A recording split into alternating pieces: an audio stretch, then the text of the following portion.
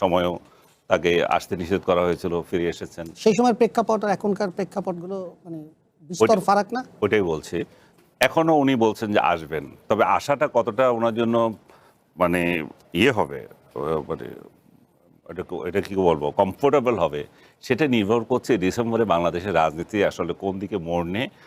আন্তর্জাতিক শক্তিগুলো এখানে যারা জড়িত আছে বা থাকবে, তাদের মনোভাব কি, এবং সরকারের সাথে আসলে শেখ হাসিনার বা আওয়ামী লীগের কোনো সমঝোতা হয়েছে কিনা। হবে যে ভারত বাংলাদেশের হাতে তাকে তুলে দেবে বন্দী হিসেবে। এখন তো উনি বলছেন যে ওনার যে ন্যারেটিভটা উনি দাঁড় করাচ্ছেন এখানে, ওনাকে আমরা দীর্ঘদিন থেকে বলছি যে 5 আগস্টের পর থেকে শেখ হাসিনা পালিয়ে গিয়েছেন, এখন বা আইনের ভাষায় এখন উনি পলাতক, যেহেতু উনি আত্মসমর্পণ করেননি।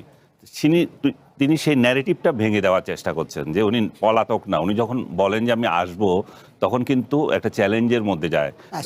রাজনৈতিক আসার ক্ষেত্রে মনে হয় না যে রাজনৈতিক পরিবেশ ওইভাবে তৈরি হলে এবং সেটা তার অনুকূলে পরিবেশ গেলে, কিন্তু ডিসেম্বরের মধ্যে আওয়ামী লীগের অনুকূলে রাজনীতি চলে যাবে। এখানে একটা উনি চ্যালেঞ্জ দিচ্ছেন বৃহত্তর পরিসরে। আপনি যেটা প্রথমে জানতে চাচ্ছেন সেটা হলো এটা রাজনৈতিক কর্মসূচি। একটা রাজনৈতিক কর্মসূচি উনি 2 বছর পরে দিয়েছেন। এই রাজনৈতিক কর্মসূচির মধ্যে স্পষ্ট করে বলে দিয়েছেন যে আমি শুধু আসবো না, আমার নেতাকর্মী যারা আছে তারাও আত্মসমর্পণ করবে। এখানে পজিটিভ দিক যেটা হচ্ছে সেটা হচ্ছে যে আইনের প্রতি সম্মান প্রদর্শন। এখন সরকারের উপর নির্ভর করছে, হয়ে যায় তখন সরকার কি আইনের শাসন চলতে দেবে কিনা তখন, বা তার প্রতি যে জাস্টিস দেওয়ার যথাযথ পাওয়ার, সেগুলো কিভাবে কার্যকর করবে রাষ্ট্র। তারপরে নির্ভর করছে ওই সময় রাজনৈতিক পরিস্থিতি কি থাকবে, পোলারাইজেশন কি হয়। এখন জামাতের সাথে বিএনপির একটা রিলেশন এক ধরনের আছে, বা এনসিপির সাথে সরকারের একটা রিলেশন আছে। ওই সময় এই পোলারাইজেশন কি আওয়ামী লীগ ভার্সাস এন্টি আওয়ামী লীগ, আবার এন্টি আওয়ামী লীগের স্রোতে তখন বিএনপির ছায়ার নিচে জামাত, এনসিপি, আদার্স আবার এক হয়ে যায় কিনা, এগুলো দেখার বিষয় আছে। আর সবচেয়ে যে বিষয়টা, শঙ্কার যে বিষয়টা, সেটা হচ্ছে একটা রাজনৈতিক হানাহানির আশঙ্কা। বাংলাদেশ এমন একটা পরিস্থিতিতে তখন তৈরি হতে পারে যদি না হয়, যদি সমঝোতার ভিত্তিতে না হয়, তখন এখানে একদল যাবে শেখ হাসিনার ডাকে, একদল বের হবে, আরেক দল এটা প্রতিহত করবে। এই দুই দলের যে একটা মানে সম্ভাব্য সংঘর্ষ তৈরি হবে, সেটা রাষ্ট্র কতটুকু নিয়ন্ত্রণ করতে পারবে। পুলিশ বাহিনী দিয়ে সেটা কি পারা যাবে, বা সেনাবাহিনী আসবে কিনা। সো নানা ধরনের তৈরি হয়ে আছে। সবচেয়ে বড় কথা হচ্ছে যে আমরা যে আলাপ করছি, এটা নিয়েও আবার একটা রাজনৈতিক গোষ্ঠী বলছে যে তাকে প্রাসঙ্গিক করার জন্য আপনারা আলাপ করছেন। আপনারা এই যে টকশো করবেন, আপনারা টকশোতে সাবজেক্ট এটা রাখবেন, আর এটা নিয়ে আলাপ করতে গেলে তখন বলবেন তাকে প্রাসঙ্গিক করার জন্য আলাপ করা হচ্ছে, এবং তাকে তার জন্য ন্যারেটিভ তৈরি করা হচ্ছে। এখন কিভাবে এটা মানে কোশ্চেনগুলো আপনারা কি করবেন আর আমাদের জবাবটা কি হবে আমি জানি না। তাহলে সবাই বলতে হবে যে শেখ হাসিনা আসো, তোমাকে ঠ্যাং ভেঙে দেবো, এই একই সুরে কথা বলতে হবে। সেই সুরে তো আমাদের সাংবাদিক হিসেবে আমার পক্ষে সম্ভব না কথা বলা। বাস্তবতা হচ্ছে যে উনি যদি আসেন, এখানে যে যে পরিস্থিতিগুলো সৃষ্টি হবে সেগুলো কথা, এবং ওনার যে আশা, এটা একটা বড় ধরনের চ্যালেঞ্জ ওনার তরফ থেকে। আমি পলাতক না, আমি চ্যালেঞ্জ দিচ্ছি যে আমি আসবো। আরেকটা হচ্ছে যে রাজনৈতিক কর্মসূচি একটা ডিক্লেয়ার করে দিলেন, যেটা ডিসেম্বর পর্যন্ত চলবে। তার নেতাকর্মীরা সেটা অনুসরণ করবে, সামনে কিভাবে এগোবে এবার সেটা তাদের রাজনৈতিক কর্মসূচির মধ্যে আছে, বা তাদেরই চিন্তা সেটা। কারণ শেখ হাসিনার ফোনে আপনার সেই 5ই আগস্টের পরে সে দেশ থেকে পালিয়ে যাওয়ার পর এরকম মাঝে মাঝেই কিন্তু বিভিন্ন ধরনের সে আপনার তার বক্তব্য বা তার নেতাকর্মীদের সাথে টেলিফোনে আলাপ করেছে। এদের বক্তব্য আমরা ফেসবুকের মধ্যে, সামাজিক যোগাযোগের মধ্যে এসছে। কিন্তু আসলে এইবার 71-এর স্বাধীনতা মুক্তিযুদ্ধের পর, শেখ মুজিব ক্ষমতায় আসার পর, শেখ মুজিবের সময় আপনার দেশে গণহত্যা হয়েছে, বিচার বহির্ভূত হত্যাকাণ্ড হয়েছে, একদলীয় শাসন কায়েম হয়েছে, বাংলাদেশের বিরোধী দলগুলোকে বন্ধ করে দিয়ে আপনার তাদের উপর জুলুম নিপীড়ন চালানো হয়েছে, এবং এক পর্যায়ে আপনার সেখানে বাংলাদেশে জরুরি অবস্থা জারি করতে হয়েছে। এবং এক পর্যায়ে শেখ হাসিনা কিন্তু আপনার বলবো যে কতিপয় সামরিক অফিসারের দ্বারা শেখ মুজিব আপনার সপরিবারে নিহত হয়েছেন। এবং সে সময় শেখ হাসিনা এবং শেখ রানা দেশে ছিল না। সেই সময়ের প্রেক্ষাপটটা শেখ হাসিনা বা শেখ রানা কিন্তু আপনার তারা নিরপরাধ ছিল, কিন্তু দেশের রাজনৈতিক প্রেক্ষাপটের আলোকে তখনও তাকে একটা রাজনৈতিক সমঝোতার মধ্য দিয়ে তাকে দেশের অভ্যন্তরে আসতে হয়েছে, যে তার নিরাপত্তা বা তার রাজনীতি করার যে এসেই সে কিন্তু আপনার আওয়ামী লীগের সভাপতির দায়িত্ব গ্রহণ করেছেন।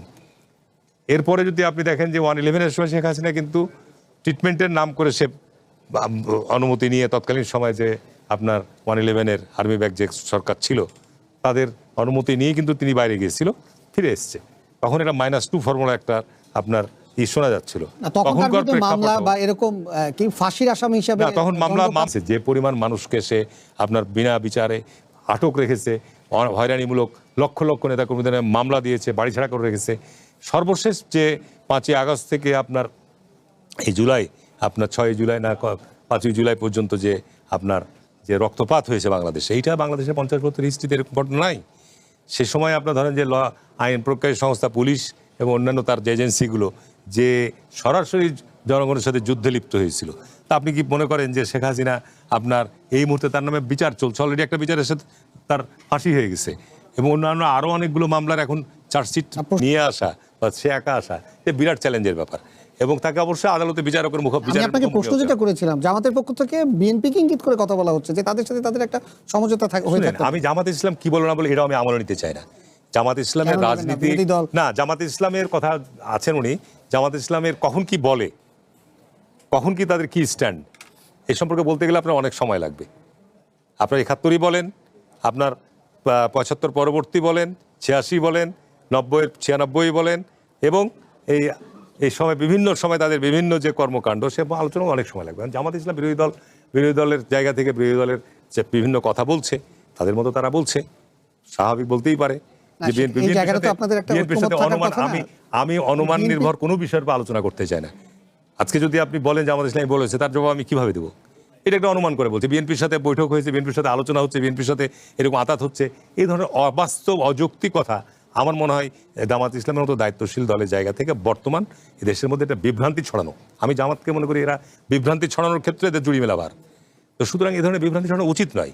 দেশে একটা সংকটময় সময়কে আমরা পার করেছি, এখনো মাঠে সেনাবাহিনী আছে, আইন ফোর্স এখনো দেশে বিভিন্ন জায়গায় মব হচ্ছে।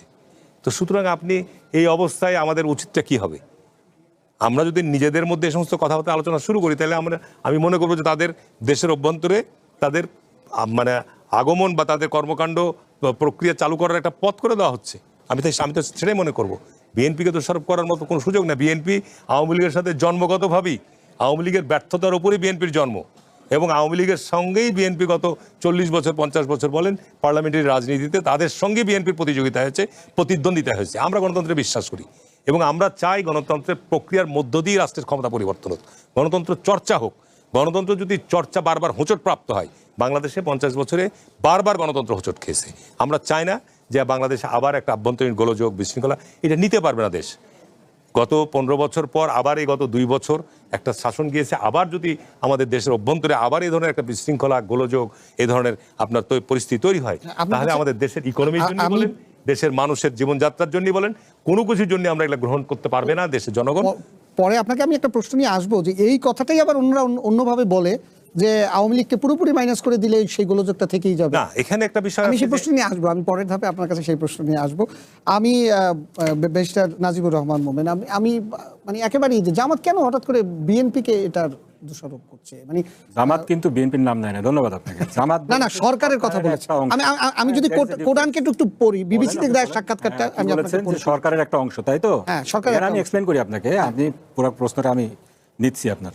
জামাত কেন বলেছে এটার কারণটা আমি বলছি। প্রথমে আপনি যেটা প্রশ্ন করেছেন শেখ হাসিনার যে ঘোষণা, এই যে স্ট্যান্ডবাজি, এটার অ্যান্সার দিতে গেলে 2 ধরনের অ্যান্সার দিতে হবে। প্রথমে হলো আইনি একটা অ্যান্সার।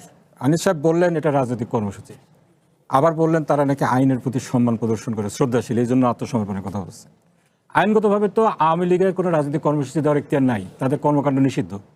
আইনের প্রতি সম্মান রেখে তারা কিছু করছে, এটা সম্পূর্ণরূপে এটা মানে আমি মনে করি যে এটা সঠিক কথা না। এটা একটা নিষিদ্ধ রাজনৈতিক দল, তাদের সমস্ত কর্মকাণ্ড নিষিদ্ধ। রাজনৈতিক দল হিসেবে নিষিদ্ধ না, কিন্তু তাদের রাজনৈতিক কর্মকাণ্ড নিষিদ্ধ। এখন দেখেন, পলিটিক্যাল পার্টি হিসাবেও কিন্তু তাদের এই ধরনের কোনো প্রোগ্রাম দেওয়ার বিষয় নেই।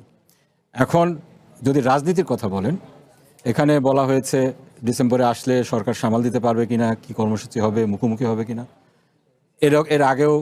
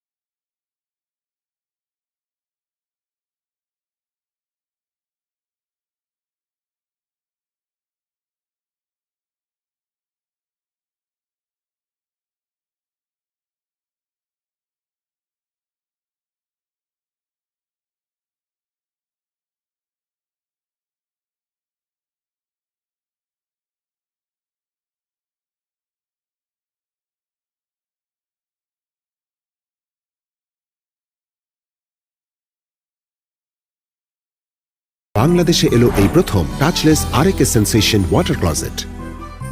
সমাজ রাজনীতি যে বিচার ব্যবস্থা করে গেছে, এটা এখন তো সেটাও চলমান আছে। 2 বছর ধরে তো কোনো একটা ব্যক্তি বিনা বিচারে আটক থাকতে পারে না। হাজার হাজার কর্মী নেতা ওদের জেলে বন্দি আছে। আমার সাথে যে জেলে ছিল আমার এক রুমমেট, সে ছিল বাংলাদেশ যে সায়েন্স ল্যাবরেটরিতে চাকরি করে একটা ছেলে। সে রাজনীতির সাথে কোনো সম্পর্কিত নয়, তাকে রাজনীতি বানিয়েছে এবং তার দোষ কি, সে সহসভাপতি কোনো এক কমিটি আওয়ামী লীগের, ছাত্রলীগের। সে বলছে জিন্দিগি তো আমি সহসভাপতি ছিলাম না। এখন তাকে ফেসবুকে একটা সহসভাপতি বানিয়ে তাকে বছরের পর বছর 2 বছর চলতেছে। তো এটাই যদি হয়ে থাকে তাহলে ওই ছেলেগুলো ওরা কিভাবে সাহস পাবে যে বলবে যে না ভাই আমি আসি, আমি রাজনীতি করবো, পরের দিন তো ওকে তুলে নিয়ে যাবে।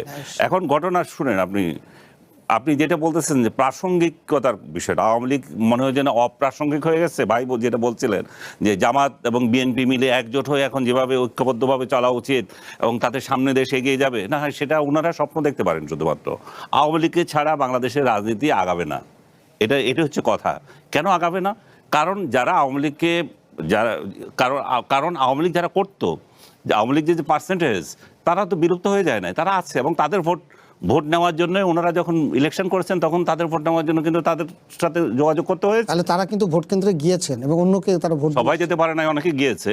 সমর্থকরা যেতে পারবে না, যাবে না কেন? সমর্থকরা তো যেতে পেরেছে, সবাই তো আর না, সবাই তো আর বাড়ি ছাড়া না, অনেকের বাড়ি ছাড়া, অনেকে বাড়ি ছাড়া। আপনি হয়তো খোঁজও রাখেন না, এত লোক বাড়ি ছাড়া, এত লোক যেতে পারছে না, বাড়ি ছাড়া থাকে। কিন্তু আমি যে জিনিসটা আপনাকে বলতে চাচ্ছি সেটা হচ্ছে যে আওয়ামী লীগ প্রাসঙ্গিক, আওয়ামী লীগ রাজনীতিতে প্রাসঙ্গিক এবং আওয়ামী লীগ যে বাংলাদেশের রাজনীতিতে প্রাসঙ্গিক সেই বিষয়ে এই জন্যই এখন আমরা আলাপ করছি। এই জন্যই যে জাতীয় সংসদ একটা আমাদের প্রতিষ্ঠিত হয়েছে, সেখানে জামাত নিয়ে কথা হয় না, সেখানে আওয়ামী লীগ নিয়ে কথা হয়। তাহলে আওয়ামী লীগ হচ্ছে তাদের প্রধান প্রতিদ্বন্দ্বী। আওয়ামী লীগ হচ্ছে এই মুহূর্তে সরকারি দল যারা আছে তাদের প্রধান শক্তি, তা হচ্ছে আওয়ামী লীগ। আওয়ামী লীগকে এত প্রাসঙ্গিক, এত বিরোধী শক্তি, তাহলে আওয়ামী লীগকে নিয়ে আলাপ করতে হচ্ছে। সো আপনি শেখ হাসিনাকে আসতে পারবে কিনা সেটাও বারবার আলোচনা হচ্ছে। সেই জায়গায় আমি আপনাকে একটা কথা বলি যে সরকারের সাথে যদি কোনো ডিল না হয় শেখ হাসিনা আসতে পারবেন না। এখন সরকারের সাথে ডিলটা কে করবে? এখন বহিঃশক্তি আছে, এখানে ভারত আছে, এখানে আমেরিকা আছে, আর বহু শক্তি আছে। আপনারা যেহেতু খুশি হয়ে যাচ্ছেন যে ইউনূসকে এনেছে সরকার, যারা এনেছিল ইউনূস তাদের স্বার্থ উদ্ধার করে দিয়ে চুক্তি করা, যা করা, বিমানবন্দর দেওয়া, অমুক দেওয়া, গোলামির যা কিছু করা সব কিছু করে দিয়ে গেছে, কিন্তু স্থিতিশীল বাংলাদেশ তো দিতে পারবে না। স্থিতিশীল বাংলাদেশ কি ইউনূস যাদেরকে ক্ষমতা হস্তান্তর করলো এখন একটা নির্বাচিত সরকার, এই নির্বাচিত সরকারও কি যাদের মুরব্বী, যাদের স্বার্থ বহন করবে এই সরকার, তাদের স্বার্থ বহন করতে পারবে কিনা? কারণ দেশ যদি অস্থিতিশীল হয় তাহলে সেই স্বার্থ বহন করতে পারছে না। এখন আমাকে বলতে দেন, আপনি তো আমাকে বলতে দেন, আপনি শুধু কোয়েশ্চেন করেন।